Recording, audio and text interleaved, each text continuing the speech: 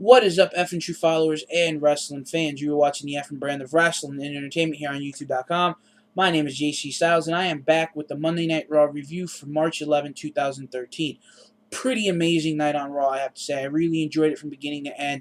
Going to get right into it. We start off the show, we see a Paul Bearer tribute video. There was a lot of speculation last week whether or not there was going to be a tribute video or if they were going to ring the bell 10 times for Paul Bearer.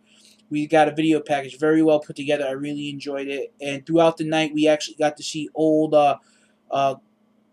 promos with Paul Bearer in skits, especially like the one he had with John Tutorella, I believe his name was, from NYPD Blue back in 1995, going into WrestleMania 11 when Undertaker had that match against Yokozuna. No, Yokozuna had gone missing, and they were investigating the disappearance of Yokozuna because he had had a match with Undertaker prior to that.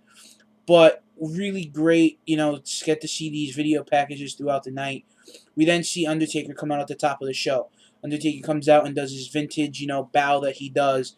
Then CM Punk music hits. And just when you thought that CM Punk was actually going to show some compassion and humanity towards Undertaker about losing his friend and mentor and father figure in his life, he goes, I come out to can give you my heartfelt condolences in your tragic time, in your loss. And he says, at WrestleMania. He then says that in Paul Bearer's mind, in Paul Bearer's vision, you will be 28-0 at WrestleMania. But after WrestleMania 29, to everyone else, you will be 20-1. Where will everyone be in 50 years down the line? You'll be able to tell your grandkids where you when you lost at WrestleMania. Then Kane comes out during a Raw active segment when the commercials were going on and tried to get his hands on CM Punk. CM Punk then squirmed away and ran off. We then see Kane looking for CM Punk when the show came back. We then go into the Big Show versus Seth Rollins, which ended in a DQ when the rest of the remaining members of the Shield got involved. We then see the Big Show get laid out. We then see Vicky and Maddox talking backstage, and we see CM Punk get involved. Vicky then says to CM Punk he has a match tonight against Kane in a no disqualifications match. And during this whole segment, Punk is like, no, I don't, no, I don't, no, I don't. And I thought it was really funny. I really enjoyed that part of the night. We then go into probably the match of the night, hands down. Dolph Ziggler versus Daniel Bryan. Whenever you get these two guys in the ring, whether it's against one another or not against one another, it's a really great match because Daniel Bryan is also somewhat of a showman, and he really, really, really knows what he's doing in the ring. And I've really been a fan of Dolph Ziggler for the last couple of years. And since he was United States champion, he had that whole heel Ziggler thing going on and the show off. And he was with Vicky Guerrero. And he was feuding with the World Heavyweight title. And then feuding with CM Punk. It was just a really great, really, really great feud that he had. And this match was really great. You had these guys really work well together. And it was just... it's hard to put it, but this was probably match of the night and really great. I enjoyed it. Ziggler picks up the win. I would have liked to have seen it end without outside interference, but like always, as a heel, you're going to have outside interference in your favor. We saw Big E gets involved in the match and AJ get involved in the match numerous times.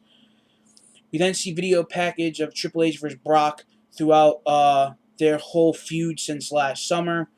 We then see Sweet Tea, which we set to take on Fandango, or Fandango.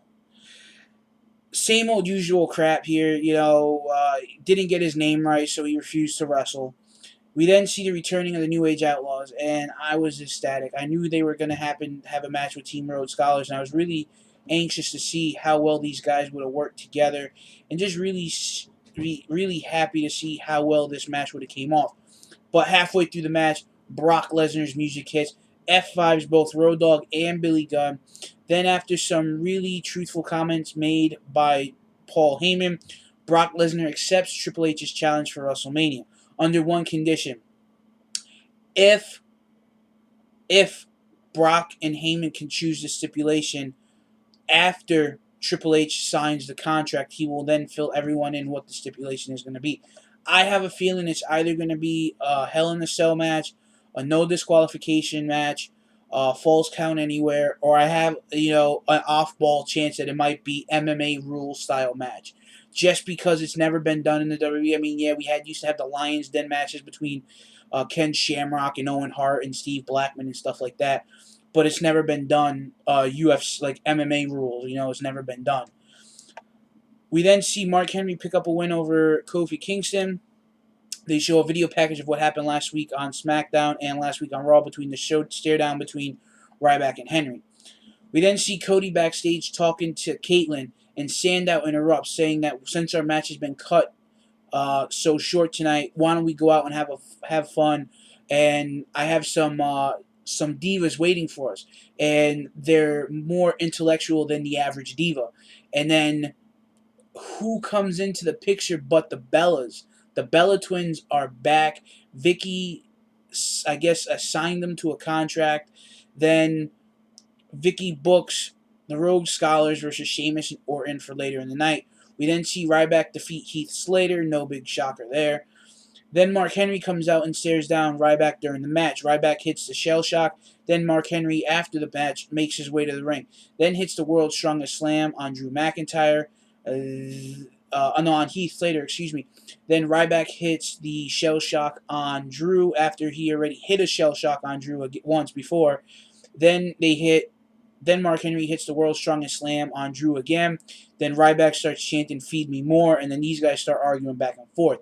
Ryback says, "You're nothing, try doing that on me," etc. Mark Henry says, "You'll get your chance, you'll be in the Hall of Pain," blah, blah, blah. We then find out later in the night that these two are going to tear into each other this Friday night on SmackDown.